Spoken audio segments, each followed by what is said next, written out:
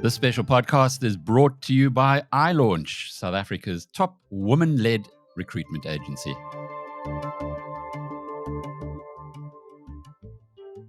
It's August, and during my time of living in Johannesburg, which was most of my life, we used to call August the suicide month. But it's much brighter when you're in the Western Cape because it's Women's Month. In fact, not just in the Western Cape, but the whole country. And one of the businesses that's making a lot of progress in the Western Cape, making many waves, is iLaunch. Toni Volschenk is with us. Good to be talking with you, Toni. I see you know my old pal Sean O'Connell quite well at the Bumblebee operation. How did you were at UCT, did your business science degree, fantastic degree. How did you get together with Sean?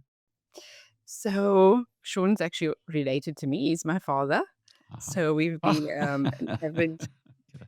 avid followers of BizNews over the last 11 years. Because I think he did start his journey, his new chapter, around about the same time that you launched yours. Um, and yes, I think the passion for technology has definitely passed on to me, and the family, and business ultimately. Oh, it's fantastic to be talking to people from the He tribe. I does love send it. his I just he sends his regards. Thank you. Thank you. But we're talking about you today and your journey. Take us back to the beginning of iLaunch. Okay, so we're part of the Bumblebee Group, and Bumblebee Consulting, which is a traditional software development company, is sort of where I started in the group business, and we developed an app named Mobi Wash, and I played an intricate part of that. It's a mobile car washing app.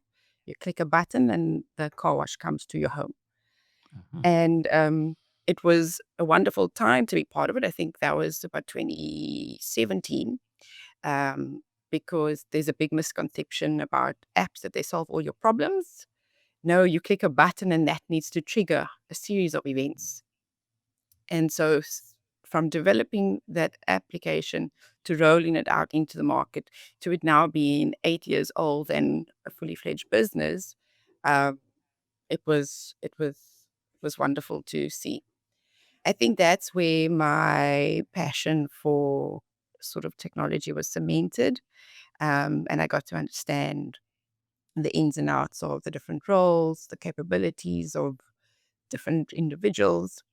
And when we were doing projects at clients, often people used to ask, "Oh, don't you have a business analyst that's sitting on the bench? Don't you have a developer because we need somebody for 2 months, 3 months, etc." And that's where the idea of creating iLaunch sort of was born, and that was in 2018. And that's very separate. So that is sort of a recruitment only company. And yeah, we are, what is it now? 8 years, 7 years, 8 years down the It's line. extraordinary. When you look back, 7, 8 years, it probably went past in the blink of an eye. It has. And the growth has been wonderful to witness. We are 180 consultants strong. So what that Oh, means is that we have 180 um, consultants on our payroll, and we also obviously do permanent placements um, as well. explain that 180. It sounds like a big team that you have there. Are they temporary staff, almost Independent. like Kelly used to be back in the past? Yes, so it's independent consultants. So, for instance, you have a client in different industries. They've got projects that they are running. They are looking for uh, consultants to join their team. So they typically would have a 3 month, 6 month, 12 month requirement. So if they're looking for a .NET developer, and they would brief us and they would say, "Listen, we are looking for some excellent talent to join our team." And we would then either look to our network, um, headhunt, uh, and then present them with a suitable candidate. And then obviously they interview to see if it's we like to call it fit for purpose, because there's a job spec, but there's a cultural fit. And there's also just alignment of personal goals, career goals, and where the company is going as well. Because, you sort of want a long-term engagement ultimately. Um, so that's most sustainable for all parties. It seems as though the world of work has changed a lot over the past few decades, and that a organization like yours, I suppose, going back to the 80s, would have been one where you only did permanent placements, where companies wanted someone and they got hold of a recruitment agency and said, please find us the right person, and away you went. But from the way you've already described iLaunch, it's very different to what used to happen in the olden days, if we can call it that. Correct. And I think when you hear recruitment, most people know about the perm placement. So we find somebody and then they are employed by um, whoever has requested a resource. But we also, they call it resourcing, um, and some call it bums on seats. We don't necessarily use that term because, these are skilled individuals that are building a career. And most of them, well, obviously all 180 of ours, they choose this because with contracting, it's a different territory. You don't get leave. Um, that's not part of the agreement because they providing an independent service to us. Um, so typically that is they earn a higher rate per hour um, because of, it's not sort of a permanently employed individual. And what sectors do you focus on most? So financial services is a big one for us. We do have petroleum. We do have the public sector, um, telecommunications. So it is across the board. If you think of technology these days, it is across the board as well. So um, just when we think that perhaps something is off limits, um, there's definitely a need. And about 2.5 years ago, we've stepped into the generalist space.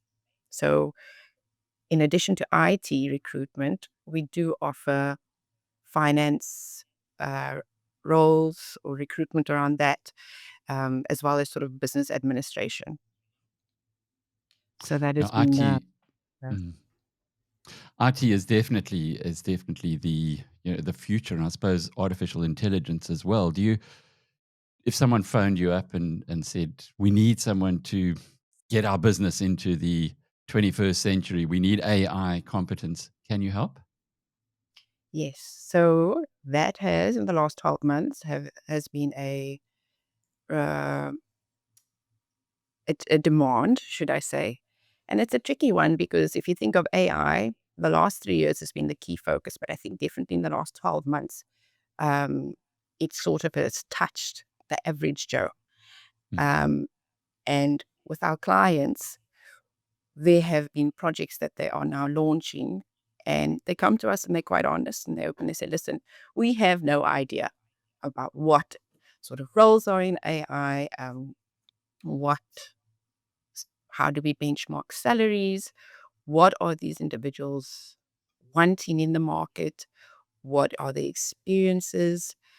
And with one particular client, we actually went on a explorative exercise where we had the exec team and us sit down. They described to us what it is they are looking for, particularly in AI. Um, and then we went out to the market. We produced a market snapshot. So that is, we speak to different candidates. We get to understand where they're living, what they're wanting, what their expertise are. How does that match the client's expectation? We then regroup with them to say, listen, this is what you had in mind. This is what the market is saying. Um, what are your thoughts? And then they sort of reassessed their initial standpoint and came to a realization, okay, this is actually what we are after. your AI engineers, your AI leads, um, and the various experience around that, because it is limited, um, given that it's all new. But, there are candidates and consultants out there. So we did find and we did submit and they did interview. And as much as it was a learning curve, there was a positive outcome because they went through, the interview process is different for every client. Sometimes you have two interviews, you have assessments, you have case studies. It's become quite rigorous. Some even do psychometric testing for this, and for the AI in particular, that was quite rigorous. So they could actually just get an understanding of their depth of knowledge. Um, so yeah, AI is a constant of late. And do you primarily place people to go into the company, or is the remote work wave also part of what is demanded now by those 180 plus people who you represent? I guess you could call it to the workplace. So the last 12 months have been interesting with remote work, hybrid work, and in office. Um, since COVID, the consultants were definitely calling the shots with that. Um, and I think it's just, we know what COVID did and we know the change that it brought about. And this is sort of the next wave of change. We've seen our clients take a staggered approach. So 2 days in office, 3 days at home in the hybrid. Then it went to 3 days in office. It then went to four. And for many, within the last 3 months, there's been communication that as of the 1st of January, it's 5 days in office. Wow. Um, you definitely see the um, I wouldn't say pushback, but your phone gets is lit up because you know that change does have a knock-on effect to what your routine is. So working from home, you don't have that traffic, so you know when to drop the kids if you have kids, um, and some do a school run, so they don't have um, sort of childcare at home, etc. So going back to the office full time, there is other things that you need to take into consideration, but it's possible. Like we changed to remote, Mm. you know, I think it's just adapting to it. But definitely there are more in-office roles currently available than there are remote in our experience at this present moment. That's so interesting because if you look at it from a broader perspective, this battle between capital and talent, or in other words, corporates and employees. I know I don't want to overemphasize. There's not a war that's going on, but there certainly is a give and take on that side. And it appears as though talent is now having to make more allowances than just after COVID. Just after COVID, you were the talent. You could make the rules, and things coming back to pre-COVID world, perhaps. Yes. But a lot of them are questioning, why should I spend 2 hours in traffic Mm. where I could be more productive? And I think it does boil down to the company. And then if we drill down, there are teams and the particular managers that you are dealing with. We do have the exception where maybe the company's made the overall decision, but the individual team and that manager is happy for them to continue with hybrid. Um, I will say, just from our perspective, our internal team is about 20 to 25 in terms of our engine room. And so we follow hybrid, and we have since COVID. So it's 2 days in office, 3 days at Earth remote. The big lesson that I've experienced is that the accountability and the responsibility is all on the team for how effective remote work is. And from day one, I've sort of put that on the team, that if a colleague is not available when they need them to be available, i.e., if I had to walk across to your desk, it's they within their right to say, listen, next time I ping you, or next time, you're away from your desk, let me know. And I must commend my team. They've taken it very seriously and they've applied the required discipline. And I said, listen, hybrid will work as long as you want it to work and you make it work. And I think it boils down to the team dynamic. Um, if you think about it, post COVID, a lot of companies, they've changed their office setups. Some of our clients have remote desking. So consultants are not given a particular desk anymore. Before you were assigned a desk. In some instances, because they're still juggling hybrid, a particular day you need to book a desk. So if you don't book a desk, you can't sit at the office on that day, um, which is all, this is all post COVID, right? You didn't have that. Everybody was given a desk before. They've also changed their offices. They've downsized some of them. So if I think of the amount of administration to coordinate all of this, it's a lot and it's time consuming. So in some ways, I understand why they've just said 5 days back to office. Here's your desk. Let's go. Um, but I think we can meet in the middle, especially in the IT industry, because developers are coding. And most of the time you walk into a developer's office, they've got headphones on because the music's on and they're just going. So, yeah. Yeah. So whether they're in the office or not is kind of not going to affect their work.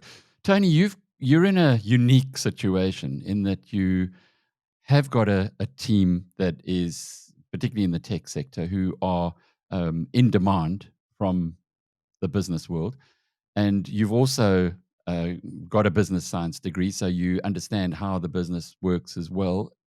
How do you personally um, respond to questions from younger people trying to find the right career choice today? In other words, where would you guide them into what area, perhaps in, if we talk about tech, but generally, to make their career from, so that they don't end up being in a dead end job one day? Yeah. It's it's something. So with Mandela Day and Youth Day, we kind of run sort of a youth focused program. And this year we hosted 3 workshops, which was for workplace readiness and targeted to the youth. These are either grade 12 students, grade 11, grade 12, or it was people in their first year or going to graduate. And these very questions what you've asked Mm, came up. And I remember when I was studying, somebody said to me, don't just follow your passion. This is what they told me. They said, don't just follow your passion. Actually do research as to which jobs are hiring so that you know that you can get a paycheck. That's what somebody said. And I couldn't understand it for the longest time because I was like, but how could I just not follow, what's in my heart and what made me tick? Because that's sort of always been my approach. Um, I know that it takes discipline. I know that hard work and consistency surely must get you um, the growth that you're after, right? And you've got your network, etc. But that stuck with me because now being in recruitment and seeing the demands and where there's sort of a low supply or a shortage of skills, I kind of view it, there needs to be a balance. So, yes, there needs to be passion because you need to love what you're doing. Otherwise, you're not going to ultimately be happy. But it is a balance. So, I think if you understand more or less where you'd like to land, um, do research as to what are those roles in that industry. Um, I did a business science degree, and it's definitely not always about the destination, but the journey that you're on. And if you see the options that you have and look at what they are paying for those jobs, which companies are hiring for those mm. jobs, I think it would put you in good stead to to follow to follow that route. Um, yeah, the workshops were interesting because their biggest fear. out of all of that was AI, and AI replacing what they are currently studying. And I thought that's such a valid concern to have. Um, but we certainly motivated that to turn that fear into understanding more about what AI is. And obviously within the AI, within the IT world, how does that impact your role, and what can you do now so that you can overcome that, um, and be better for it? Yeah, and then if you embrace it, I've lived long enough to have been around at the dawn of the internet age, and I can remember compatriots who were working on newspapers, which I used to do as well, newspapers and magazines, being absolutely petrified by what the internet would be doing and how it would disrupt their lives. And those who embraced it actually flourished, but those who just got scared and froze, the opposite has happened to them. Oh, you've been around now, the company, for 7 years. It's a good track record. What about the next seven? When you lie in bed at night and you dream about the future, what are your dreams of for iLaunch when you turn 15, say 8 more years? Yeah. So I think certainly we want to double. No, wait, we're talking about 7 years. So I think that at least grow our consultant base to 1,000 or beyond. I don't think there is a limit, but most certainly at the core of what we do, we are career matchmakers. And I and our team never take for granted the power that we do hold in terms of our ability to find employment for somebody and that impact that it has on their family. So be we might be in direct contact with 180, say 200, but if they're a family of two or a family of four, you do the maths, you're actually impacting 800 people's lives. And that that is at the core of what we do. So definitely want to continue that and do more of that. Um, AI for ourselves has been an ongoing topic. Will AI replace recruiters? We've had some consultants tell us that they were interviewed by an AI agent, and that was quite. They actually, just that experience alone made them freeze because I'm not Mm. speaking to a human. So that made them uncomfortable. But the truth is, it is something that we need to consider. Right now, AI cannot detect sort of body language and culturally if you would be a fit for a space, for a role. So yes, I think growth is important for us, and the sky is the limit. Most certainly, if what we have achieved in the last 7 years is anything to go by. Well, we kicked off talking about August being Women's Month. Do you have any advantage in your business being a woman-led, woman CEO to perhaps others in the field?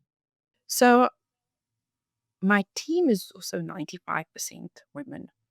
Um, and some people, when they hear that, they're like, what? Are you dealing with all these different personalities? But I can say the one thing that, and we do have men, very supportive men, I must say. We have wonderful, they support us and always rooting for us. But, um, you know, we, I say there's like a mutual understanding, and there are things that don't have to be said.